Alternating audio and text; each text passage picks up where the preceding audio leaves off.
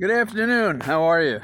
Well, I'm back from Johns Hopkins where I visited Holly, and I've tried to make little walk and talks, but it was so cold the other day it froze my phone battery, so that's where it was. I've been watching the committee as it now has interviewed, 835 witnesses. And my question is, having gathered all of this information and having all these insights, what are they going to do with it?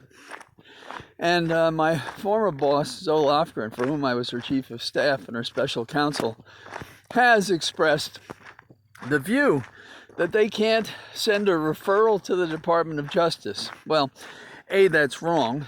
B, it's wrong for another reason. It's wrong because why are they doing what they're doing? Not to have some salutary effect on our democratic process. If it's not to lead to an accounting by those devils who would compromise our democracy. What are we doing this for? Now, I heard a report today that maybe they should have, more legislation, because to clarify things when the elections happen. There was no problem requiring clarification. There was a problem requiring people to stand by their oath of office to preserve and protect our government, our Constitution, our democracy. And instead, they were selling out to an autocratic, failed casino operator who had driven this country to the cliff of despair so that people would crawl over glass in order to re-elect someone that was worthy of the nation, that is, to elect Joe Biden.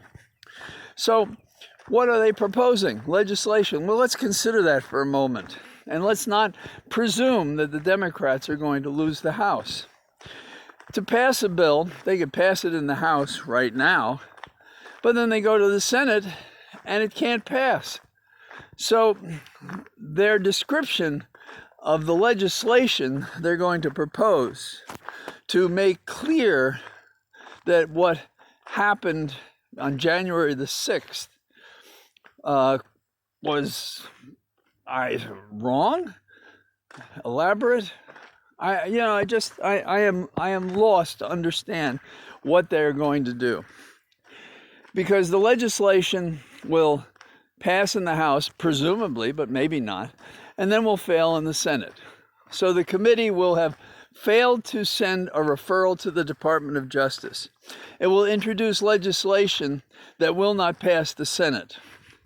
And they're now delaying the public show of what they found until May, June, July, right into the midterms. So what is the better plan? The better plan is, at the very least, to publish all 835 witnesses' testimony. Let us all know what it is, number one. Number two, it is to make a referral with the consent of the Congress that demands that the Justice Department get off its ass and prosecute the people who tried to overthrow our government, up to and including removing Sleepy Garland, Rip Van Garland, who has not done a damn thing about it and still hasn't done anything about Meadows, who gave his nose to the Congress that tried to subpoena him, and he failed to appear, failed to produce what they wanted, and Garland can't figure out that that's contempt. I'm at a loss. So there's that. And then we have another remedy that I've talked to on Twitter, and I've written a short brief about it, and it goes like this.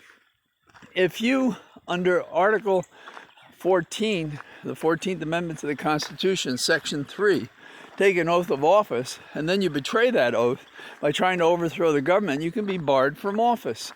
And they're doing that with Congressman Green, and there's a hearing this Friday. I don't know how it will go, but the notion is to demonstrate a person who has supported the overthrow of our government should be barred from office.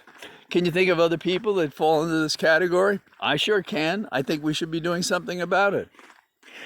In the category of, dragging our feet, I concede to my friends and those who disagree with me just generally, that Biden is forwarding material, but too slowly and not enough. And we're going to have a slow walk as we watch the terrible pain and suffering of the Ukrainian people for not doing better. And finally, on a personal note, I want to thank you who continue to send me encouraging notes for myself and for Holly. Believe me, it is a balm to the soul, that is BALM, because it really does lift your spirits to know other people care in a world that seems, at least in the congregation of elected officials from all the states except Zelensky, to fall short of humanity. And reaching out to us, as I'm sure you reach out to other people, because that's the kind of people you are, we need more of those kind of people, not fewer. And that's pretty terrible.